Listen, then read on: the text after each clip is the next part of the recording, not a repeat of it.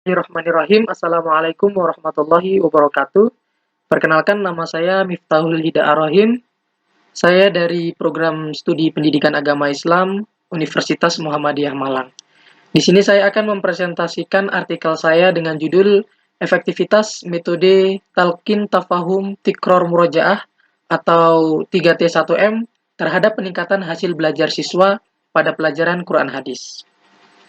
Adapun yang melatar belakangi artikel saya yaitu yang pertama adalah metode pembelajaran yang digunakan guru masih tergolong monoton dan kurang bervariasi, sehingga membuat keadaan kelas itu menjadi membosankan.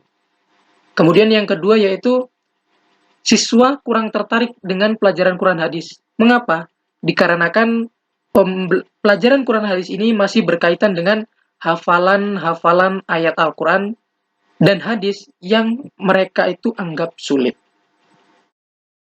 Nah, dari permasalahan itu tentunya berbeda jauh atau bertolak belakang dengan Permendikbud atau Peraturan Pemerintah Pendidikan dan Budaya Nomor 22 Tahun 2016, di mana peraturan ini berbunyi tentang bahwasanya proses pembelajaran pada suatu pendidikan harus diselenggarakan secara interaktif, inspiratif, menyenangkan, menantang, memotivasi untuk aktif, kreatif, mandiri sesuai bakat, minat, dan perkembangan fisik dan psikologis peserta didik.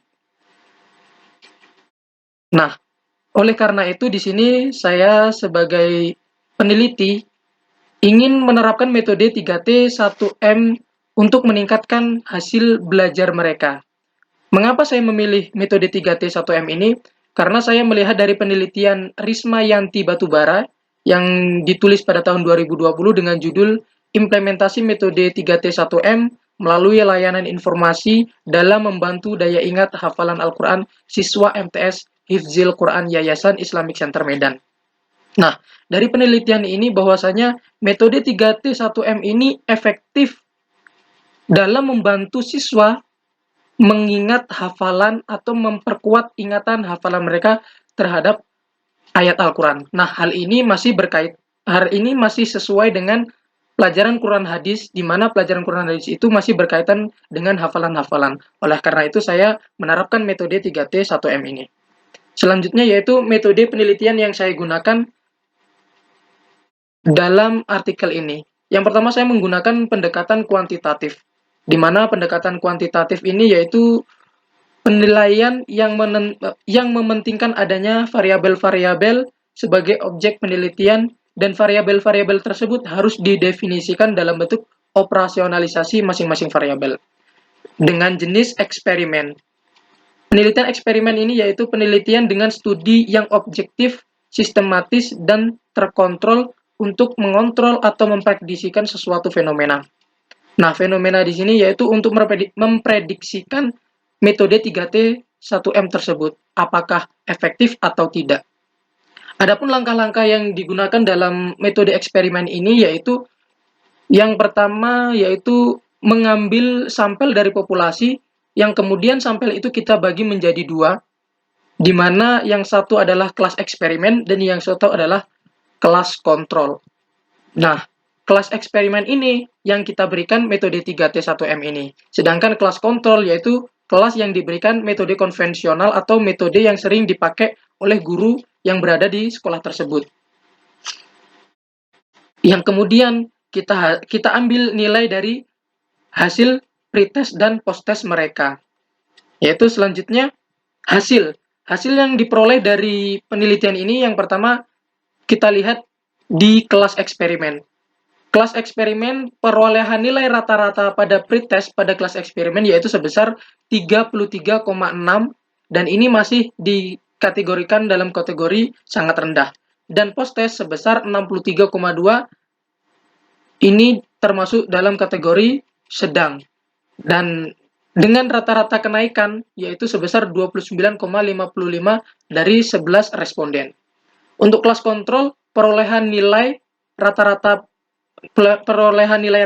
pretest pada kelas kontrol yaitu sebesar 32,3. Ini masih dalam kategori sangat rendah dan pada posttest sebesar 47,3 dalam kategori rendah, kenaikan pada kelas kontrol yaitu sebesar 15,00 dari 11 responden. Adapun selisih dari antara kelas eksperimen dan kelas kontrol yaitu sebesar 14,55, di mana nilai T hitung dari 14,55 itu yaitu adalah 2,871 dengan DF sama dengan jumlah keseluruhan responden dikurangi 1 sama dengan 10. Taraf signifikan 5% sama dengan 2,228. Nah, dengan demikian kita lihat bahwasannya T hitung itu lebih besar daripada T tabel, yaitu T hitung lebih besar dari T hitung dengan jumlah 2,871 ini lebih besar dari T tabel yaitu sebesar 2,228. Hal ini menunjukkan bahwasanya metode 3T1M ini efektif daripada metode konvensional yang diberikan oleh guru mata pelajaran Quran hadis tersebut. Selanjutnya kesimpulan. Kesimpulan dari artikel ini yaitu metode pembelajaran talqin tafahum tikror murojaah atau 3T1M ini yaitu efektif meningkatkan hasil belajar dibandingkan metode konvensional.